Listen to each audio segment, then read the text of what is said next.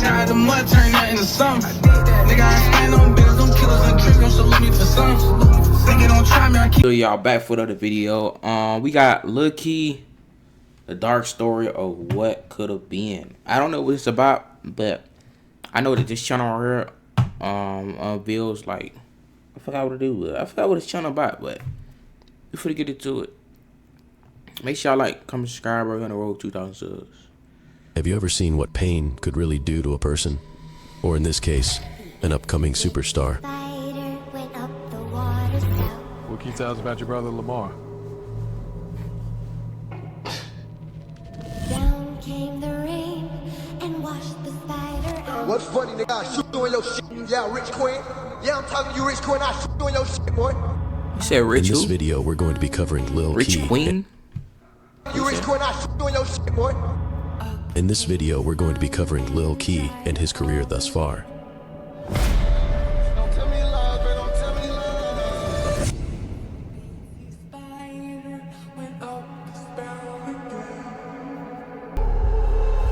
Keontae Miles, better known as Lil Kee, was born in This dude right here that's running his channel, he did, like, y'all know how like King Von had like interviews and stuff, and it was like telling like the documentary and the backstories and stuff. He does the same thing, but like, ain't no cap, he do a lot. Ooh, Preacher, Alabama. Ooh, boy, Preacher, boy. If you know, you know.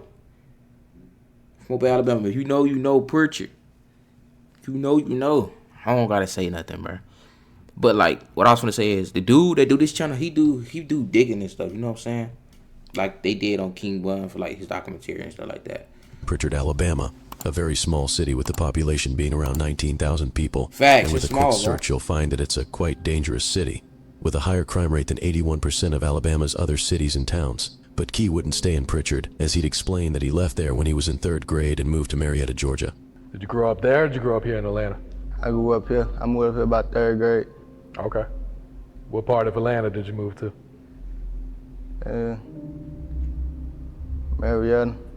Okay. I be everywhere though. Marietta is a city located in Georgia's Cobb County and is a suburb 15 miles northwest of Atlanta, meaning it's located right on the outskirts and has a fairly small population compared to the major city. Marietta also has a reputation of being a safer place to live, with an almost 50% difference in the crime rate per year compared to Atlanta. Kee grew up in a household with 7 brothers and sisters and got into the streets early, claiming he jumped off the porch at just 13 years old with the help of his older brothers.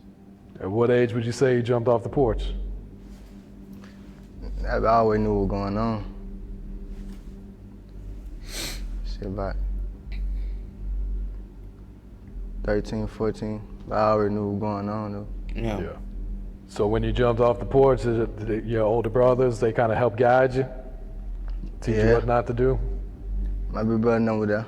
He also obtained the nickname Lil Kee at a young age, as he could be seen on his old Facebook account back in 2012 when he was around 10 years old, posing in a photo with the now stage name written on his picture. He seemingly had a real fondness towards Chicago drill music growing up as well, as he could be seen striking poses like Chief Keef, and even naming his old account after the infamous Chicago gang, O Block, followed by the popularized Chief Keef ad-lib, Bang Bang. Kee grew up along Favor Road in Marietta, this road being one of the very few most dangerous areas in Cobb County. Favor Road is also known for poverty. When being compared to parts like East Cobb, it's a completely different way of living. He attended Osborne High School, which is also located on Favor Road, where he would play point guard for the school's basketball team up until 2017 before dropping out from school completely as well in 2017. Playing his last game in February of that year, he eventually spoke about this on his song, I Hate Pain, where he states that he dropped out in 9th grade because he couldn't pass due to his teachers hating on him, also stating that he never went to class and was more frequently on police chases, showing that even as a kid growing up, he always had one foot in the streets. Growing up in the dangerous area whilst in poverty would make the streets become Kee's way of life. A sad story that we Why did see motherfuckers go D1 to the streets? Y'all know what I'm talking about. Nigga, they went D1 to the streets, making drill music, talking about killing motherfuckers. I know what I'm talking about, bro. That shit crazy. Men coming out of the trenches in any city. Kee would eventually become a part of the payroll clique, also known as K4T or Kill for Tana, at a young age that consists of different sets, but most notably they consisted of friends and brothers that grew up together. Or at least at first they did.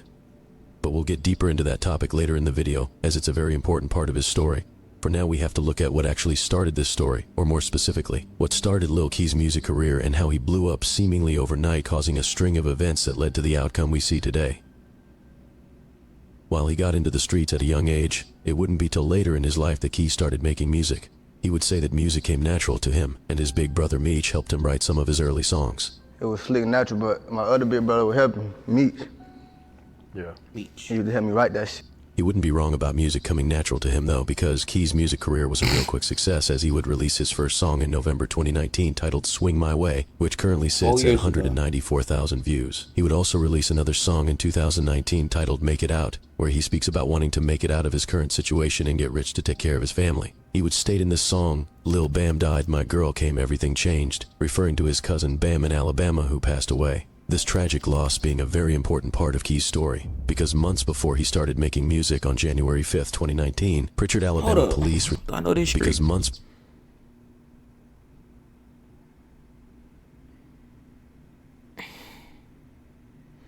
He said Pritchard.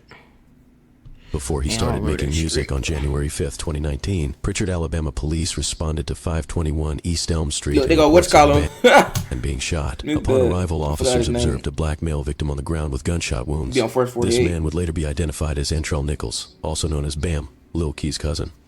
Bam would be treated by EMS personnel when he would soon be pronounced deceased on the scene. News reporting on this incident showed a chaotic scene. That's Pritchard, bro. Yelling and crying loud. That's Pritchard. Look at the houses, bro. Them was like... Incident showed a chaotic scene, with family members yelling and crying loudly, with crowds forming around the caution tape, and fights even breaking out right next to the crime scene. The screaming and fighting eventually ceased, but no information was released about the victim or a possible motive in today's homicide. Kee would later explain that this tragic loss was the one that made him start doing music in the first place to try and keep his cousin's name alive. I had found out my cousin died in Alabama. I just want to try to keep his name out there. Cause he got a little brother too. I be talking to his little brother. Trying to make him keep his head up, you know. He would go on to keep Bam's name alive in his next song titled Hear Me Out, released in January 2020, using his name in the chorus of this song expressing the hurt he's feeling, with this song turning out to be the start of what would look like an unstoppable run for Kee. After only 2 months of making music, Hear Me Out was the song that caught Lil Baby's attention along with millions of listeners. Between the raw, authentic lyrics speaking about his parents not being sober, or him speaking on all the pain he's feeling from what he's been through in life so far, along with the emotion you can feel on the song, made Kee an artist that thousands upon thousands of people can relate to, giving him a fan base right from the start, while also stamping I kind of don't like that though. How like you try to come up, and like sometimes motherfuckers see you before they even come up, and they don't even reach out to you and be like you can have a little bit of clout or whatever. You know what I'm saying? Make your music like say you got like 4, 5, 6 songs out, and a rapper see your music the first time, and then they'll wait till a song blow up and like, oh, let's do a song, bro. That shit. The initial connection of Baby and Kee. Hey, Lil Kee, he actually from Atlanta too. Young dude, like 17 years old. He goes crazy. I'm listening to him too on a daily. Kee would later talk about this song and what came from it, saying that he had no idea it would be a success, and explains how the song was initially took down due to copyright, along with him not having any knowledge of the music industry. It was like a couple months after I started rapping. Yeah. I ain't know it was gonna happen, but that shit happened fast. Do you know what song caught his attention? Probably like Hear Me Out. Only had like 1 song, got 2 songs. For real? They deleted that shit off YouTube though. The nigga that made the beat, I guess, I ain't by the beat, I ain't know how that worked. Kee would then follow up on this song with another the next month titled Sacrifice, which also caught Baby's attention. He like, they be blowing up, or taking it down. After discovering this raw talent, Lil Baby would start to be seen listening to Kee on multiple occasions. That bitch say 23 TSD. What the fuck? I'm confused. While continuously expressing how good his music is, mainly on his Instagram with millions of followers seemingly giving Kee's music to his audience to hear before eventually taking the next step and bringing him along on the team. On April 17th, 2020, Kee's life would change drastically when Lil Baby would be seen inside of his home with a 4PF chain and stacks of money laid out in front of him. Oh, that's why he had 4PF. This would be the day Baby signed Kee to his 4PF label. placing the label chain around Kee's neck while his unreleased song titled Carousel, which today is at almost 2 million views, is playing in the background as a message. To let everyone know he's coming strong in the music industry, and to celebrate his life finally changing financially, with hundreds of fans reacting to this chaining day with requests that Kee drops this unreleased song that was heard in the video, really showing that even before the label Kee motherfuckers get signed, they start feeling different. Motherfuckers, the real truth start crying when they get signed, bro. They start doing dumbass shit when they get signed. I ain't gonna cap, like, bro, just be yourself, keep putting music out, bro. Like, motherfuckers just start doing dumbass shit when they get signed. Like, bro, what are you doing? Like, what are you doing dumbass shit for, bro? Just keep pushing your music out. Like, they start doing dumbass shit. Organic fan base really quickly, which would eventually help him in the long run. After signing, Kee would start to be seen in studio sessions with Baby out of town, as well as opening and experiencing sold-out shows with him. Man, my boy going real deal noodles. Back in set field, man. Don't play with us. Don't play with us. He would start to be around other artists, like Polo G, and frequently with the 4PF crew. He would also start to be seen wearing $1,000 outfits, and with more artillery than ever. He released his first single under the 4PF label titled By Myself, which is almost at 3 million views today, receiving great feedback from this song, with fans telling him that his career was about to take off, and rightfully so, because it was certainly looking that way. At this point, everything Kee put out was on fire around Atlanta and Georgia in general, reaching out to the rest of the states mainly after he got signed, and it seemed like all he needed now was a smash hit that'll change his status in the music industry and eventually even reevaluate his contract for a better deal. But that's when things took a turn for the worse. What happened? Lamar. Over the summer of 2020, Lil Kee would let his By Myself single released in spring run up some numbers, with him only releasing 2 notable songs months later in August of 2020, one on World Star Hip Hop, and the other as a feature for his label mate, Cold Hearted Savage. It was also around this time where he would start to broadcast his street activities more than usual as well, because in August of 2020, he would go on Instagram Live, previewing some of his music, when he would spot an op in his comments and completely flashed out in front of 400 viewers. Funny, I shoot you in your shit. Yeah, Rich Queen. Yeah, I'm talking to you, Rich Queen. I shoot you in your shit, boy. Wait, who? Yeah, I'm talking to you, Rich Queen. I shoot you in your viewers. Funny, I shoot you in your shit. Yeah, Rich. And completely flashed out in front of 400 viewers. Funny, I shoot you in your shit. Yeah, Rich Queen. Yeah, I'm talking to you, Rich Queen. I shoot you in your shit, boy. Lame man on my Instagram. They scrolling back up like, who is that? I'm gonna shoot you on your shit. I catch you. Then suddenly, a month later on September 13th, 2020, bro, you have to do all that. Like, bro, you an artist. You going up, doing your thing, bro. Bro just flashed out. Like, you just were dispatched to reports of shots fired off Belmead Court in Marietta. When officers arrived on the scene, they located a 23-year-old man lying in his bed with several gunshot wounds and pronounced the man deceased on the scene. This 23-year-old man being Lamar Miles, also known as Mar, Lil Kee's older brother.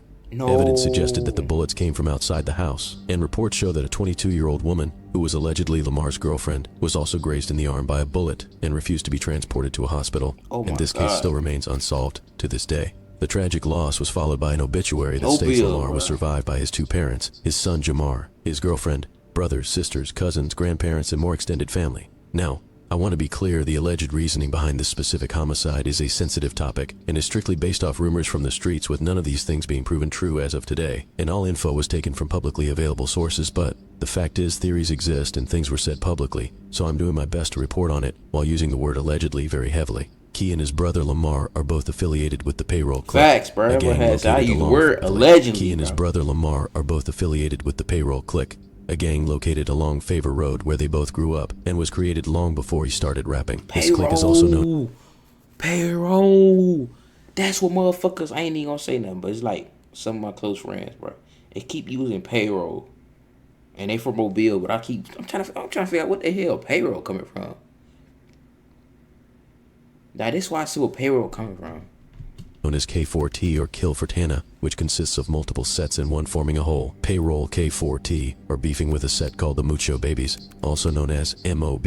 This set being a group of Sex Money Murder Bloods formed in the South Cobb area, mainly the Whispering Glen neighborhood on Hopkins Road, which is 13 minutes away from Payroll, along with sections in Smyrna and Austell, Georgia as well. The Mucho Babies also have a younger generation hybrid of their clique who goes by Hop Out Gang, or HOG.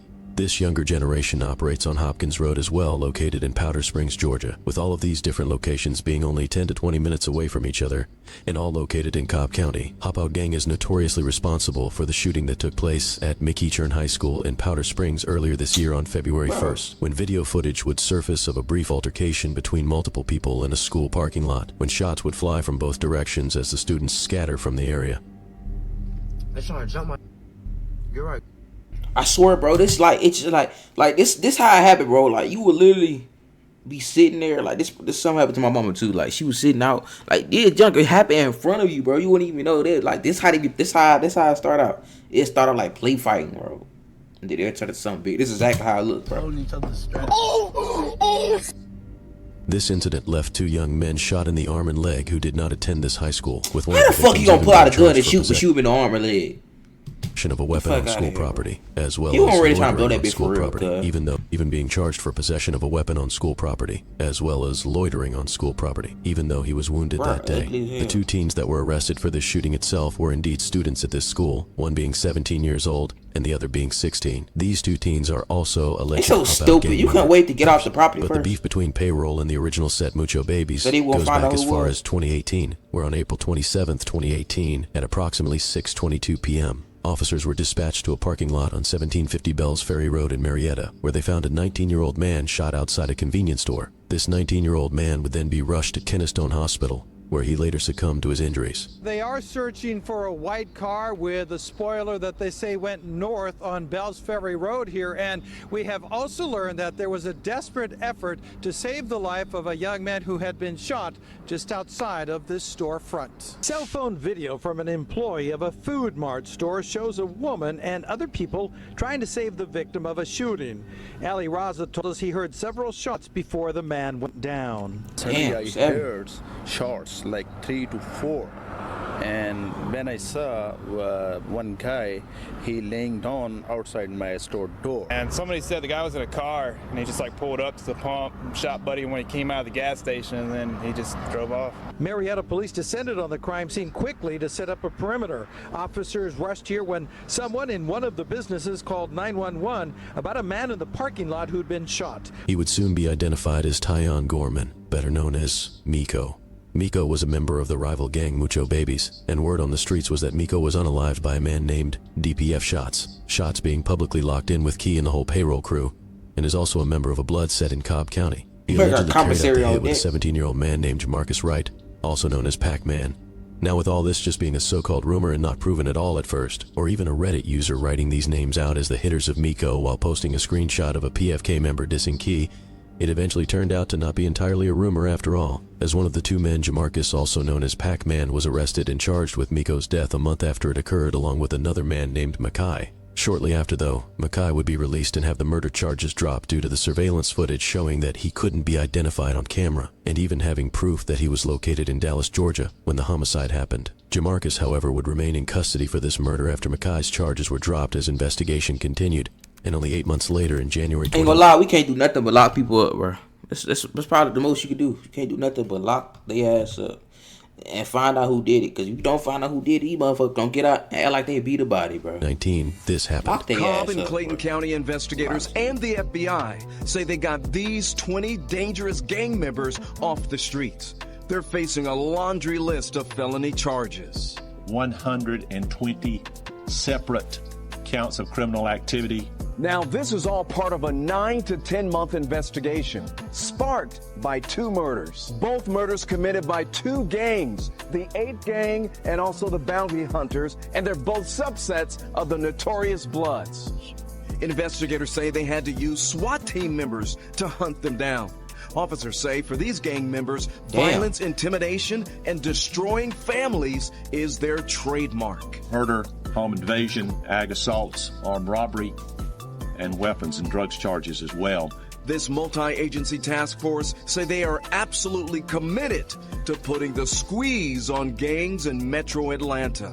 If you come here and you commit gang-motivated criminal activity, you will be investigated, you will be arrested, you will be indicted, and now you will be prosecuted. DPF Shots' real name, Keandre Johnson, and Jamarcus Wright, also known as Pac-Man, were two of the 30 people charged in a RICO case in Cobb County, with Jamarcus even having his murder charge on Miko being used to make this RICO charge stick, and DPF Shots only facing theft charges and possession of a weapon by a felon with no murder charge, all while still under the RICO Act from being a part of the APE blood set, aka all profit extortion. So like I said, in this particular incident, only one of the two men were convicted of Miko's death under the RICO Act. So technically, DPF Shots, the man publicly affiliated with Lil Kee's crew being involved, is just a rumor amongst people online. But it has to make you think, if DPF Shots is indicted in the RICO stemming from Miko's death, how what's much crazy, bro, they be having the police just all on the social media, just looking around. So they know exactly what be going on. Anybody posting on Reddit, Twitter, anything. IG, Snapchat, about anything. Police be lurking. Coincidence, is it really? They got people who do that, bro. You might be wondering what Miko and the people who took his life has to do with Kee or his brother getting unalived, but let me tell you, it has everything to do with it. After this death stemmed a RICO case in the county, and even with Miko's quote-unquote killer behind bars and things starting to settle down, Kee would start dissing Miko very frequently. He could even be seen 7 days before his brother's death on Instagram Live dissing Miko to the fullest extent, screaming at the camera telling the Mucho babies that it's up with them, and going further saying that they haven't slid for Miko since he's been deceased. Mucho, nigga. Fuck all them niggas. It's up. Talk too much. Them niggas talk too much. That's their problem. Man, y'all niggas, it's up. It's up. It's up. It's up. It's up. Nigga, why you asking where I'm at, nigga? Why you asking what? But these niggas better stop staying with me, bro. I'm smoking big Miko. Bro, so hot, bro. He just like, he telling the world what's going on, bro. 306 people. One of the people, some people might be police, bro. I don't cap. My brother died, and somebody smoked my brother, and I know who did. I'm big nigga. Big up. I'm smelling big up. With his life taking place only 7 days before his brother's demise, it's one of the reasons many people believe that Kee having a music career and gaining fame while still dissing the ops played a big part of why his brother was unalived. He can also be heard again dissing Miko before Lamar passed, this time on a song with his little brother Man Man that's still unreleased to this day, where he raps that he might post up at the store where Miko died and wait for the ops, and that if God gave Miko a second chance at life again, he would still wish him dead, even going further saying he would do everything that happened over again and put the bullets back in Miko's head. So tracing back the steps to September 13th, 2020, when police were dispatched to the home and found Kee's brother, 23-year-old Lamar, deceased in his bed, this homicide allegedly all stemmed from the death of Miko back in 2018. Many also believe an additional reason for Lamar's death was because he robbed a member of the Mucho Babies for $20,000. Kee even allegedly spoke about this in a recent 2024 song he's featured on, where he would state that they tried to hit a lick and lost Lamar after, but there isn't enough information that could help imply that this was even partly true, so I decided to only partially include it.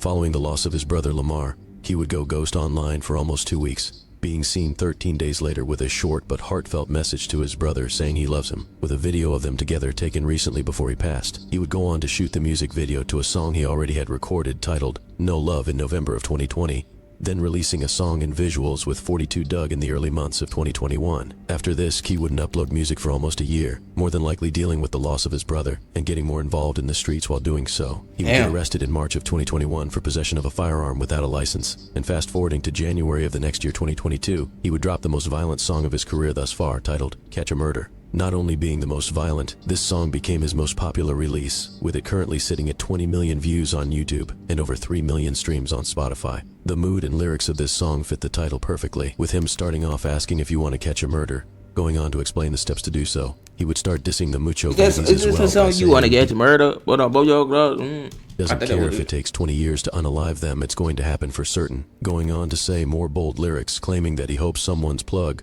puts a deadly drug in their pill, and they pass away from it. He would eventually start to talk about the night his brother passed as well, saying, "Innocent little children, they almost shot my lil one," referring to Lamar's son who was in the home when shots came from outside into Lamar's bedroom.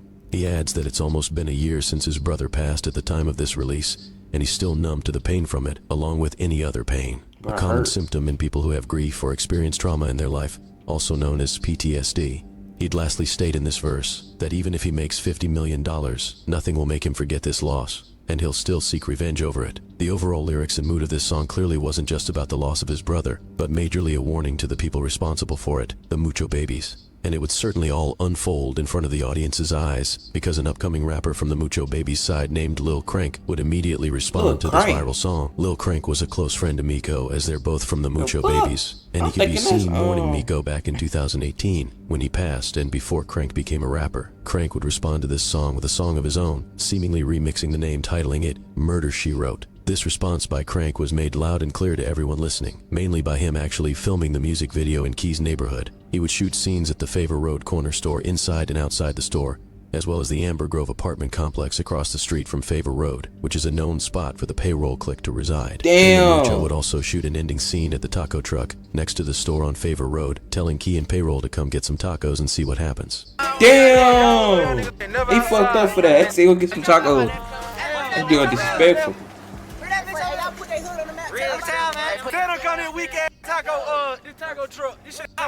Aside from the scenery being a very bold choice, the lyrics were definitely bold too, with him starting off the song saying that it won't take them 20 years to get rid of Key, and that they would do him like the first one, dissing Lamar while speaking on Key's song when he rapped that he doesn't mind waiting 20 years to get Mucho back. He went on to ask Key in this song to tell him who he killed, implying that he has no bodies under his belt, while also going on to say that after Miko died he didn't post anything, and all he did was slide. Key wouldn't respond to this song publicly, or ever say Crank's name publicly still to this day, likely not wanting to get this song any more attention with his name than it already gained, even with Crank continuously dissing him and his deceased brother in multiple songs, using the term Freddy Krueger to describe how Lamar was unalived in his sleep. I'm a Ruger Freddy Krueger here, get you. Bro, he was unalive in his sleep?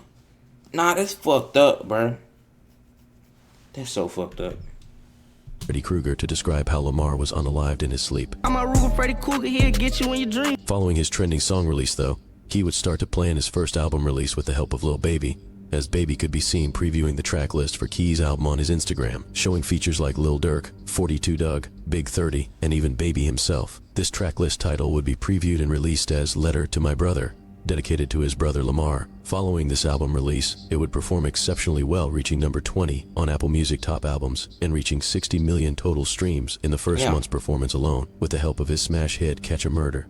He would follow up on this successful release with 2 music videos, one being to his song dedicated to his brother having the same name as the album, the other being a music video with Lil Baby to their song titled What You Saying that currently sits at 10 million views. After these types of numbers, you would think Key was on pace to becoming one of the biggest freshmen in the rap game, with his streams being in comparison with artists that have already been in the game for a while, and surpassing the majority of other freshmen out at this time. But that's when things would once again, after another rise, take a turn for the worse. Please tell me they're not finna take nobody else from him, bro.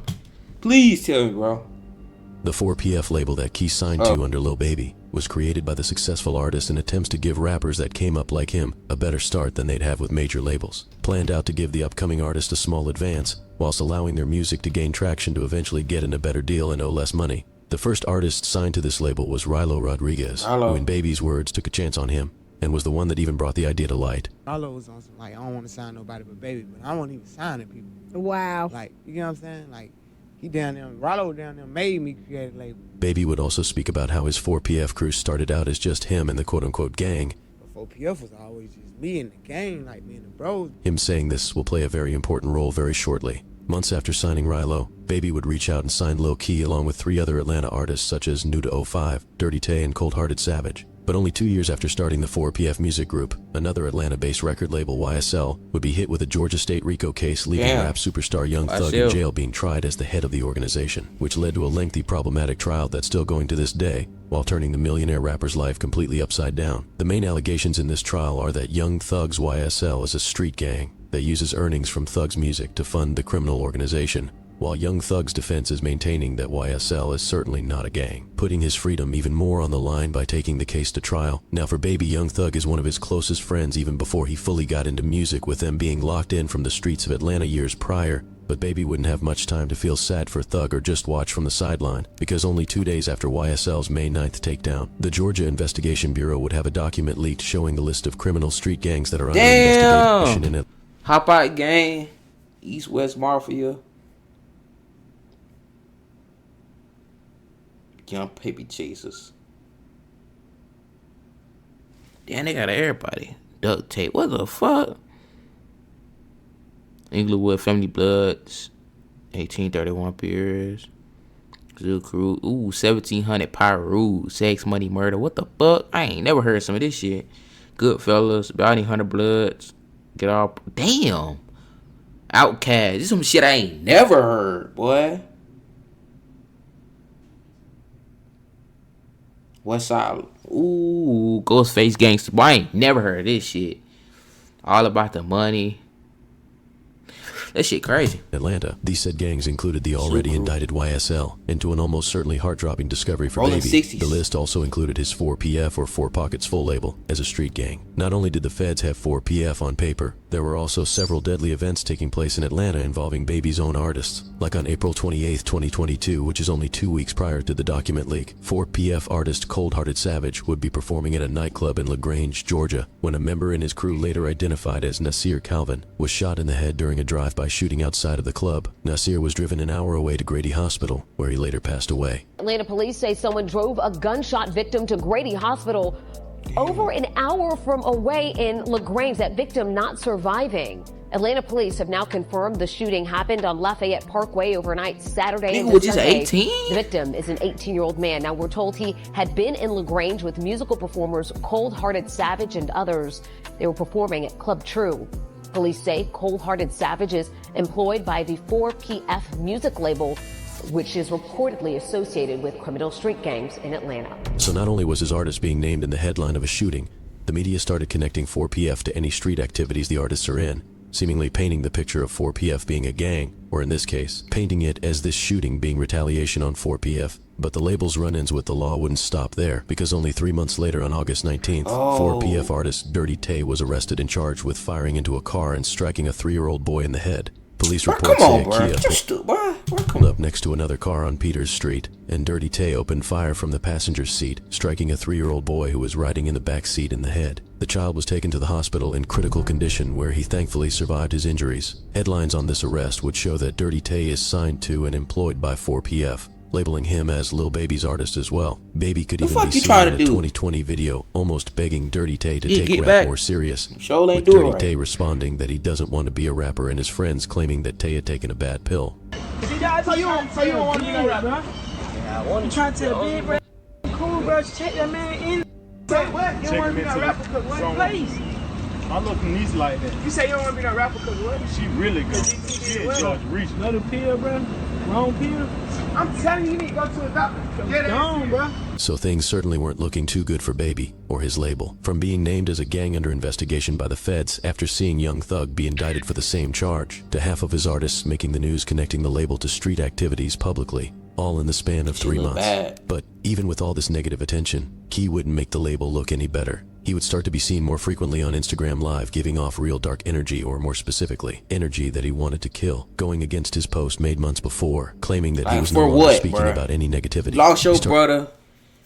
Like for what, bro? Started to be seen often wearing masks, gloves, and even equipped with weapons that have shell catchers on them. He got on live one night in the following months of the 2 arrests, where he's seen previewing music while flexing submachine guns. He would then spot a op in the comments being disrespectful and discrediting his rank in the streets, which led him to describe to his ops and the viewers the things that he's really been doing lately. This nigga not like that. Nigga, we just was at your hood, took a picture at your mailbox. Shut the f up. You ain't never walking on by the porch, knock on their door and blow their shit down. Recently, I'm talking about, bro, rappers get signed and start doing dumb ass shit, bro. Like, what is you doing? I understand you lost your brother, bro. He ain't making it look no more better, bro. We take pictures in your hood like we from in Glen. We take when you do like what you saying. Boom. Come out of the club with a Dre trying to eat his face. We take pictures in the hood. We take pictures in your hood like we from the Glen. Soon after this live, Kee would take to his story a picture of a firearm with a twin drum magazine that holds 100 rounds, stating that he loves his gun, followed up by a picture of a $50 bill covered in a red substance, which many believe to be blood. These 2 posts also left many to believe that Kee was implying he just got out of a shootout, even making it to the Atlanta Reddit page, with one Redditor reacting to it saying that Kee should be following Lil Baby's footsteps to get rich and leave the streets behind. Another Redditor would reply to this comment saying that they understand why Kee is the way he is, despite having so much opportunity in front of him, that losing a brother, especially in the way he did, leaves people with pain and trauma, which often leads to seeking revenge and not worrying about any important parts of life. Ain't gonna cap, bro. If something happened to my brother and I know he did something, ain't gonna cap. It don't got nothing to do with me, bro. I'm not going to seek no revenge. They got nothing to do with me. I got a life to live too. Now, if I see if he ain't do nothing and it happened on both our time and something happened to him, I was right there and knowing he ain't do nothing, but some shit happened to us and shit happened to them, then yeah, that shit be hurt. That shit make me gonna get some get back. But they literally just said his brother went to go try to hit his thing for $20,000, bro. Did he just say he went to go do the thing with him? Did he say he went on the stand with him? I don't know. I think he just said they both went on the stand and cut him. But like his brother robbed or whatever for $20,000, bro. He know what he was doing, bro. They just like that's just what come with this shit, bro. It's not going to you finna get into some street shit not knowing thinking nothing finna happen to you. Sadly, it would be this pain that stripped Kee of arguably the greatest opportunity of his life thus far. Kee released a music video to another song off his album titled Feelings Everywhere in the same summer of 2022, which would turn out to be the last song he would release for the 4PF label, or any label at all, as Lil Baby in early January 2023 would end his 4PF label and replace it in a partnership with Motown Records, rebranding the name to CBFW, or Can't Be F***ed With. With the launch of this new label, he re-signed Rilo Rodriguez publicly the first day, keeping the promise he made to him when he originally signed years prior. But what would this mean for Kee and the other artists? Well, with nearly half his artists getting headlines in the news, and especially the Rico talks in the air. I think the only reason why Baby is mentioning me so much is he is shook of the Rico, nigga. Real rap. The Rico is coming. That nigga heard 4PF.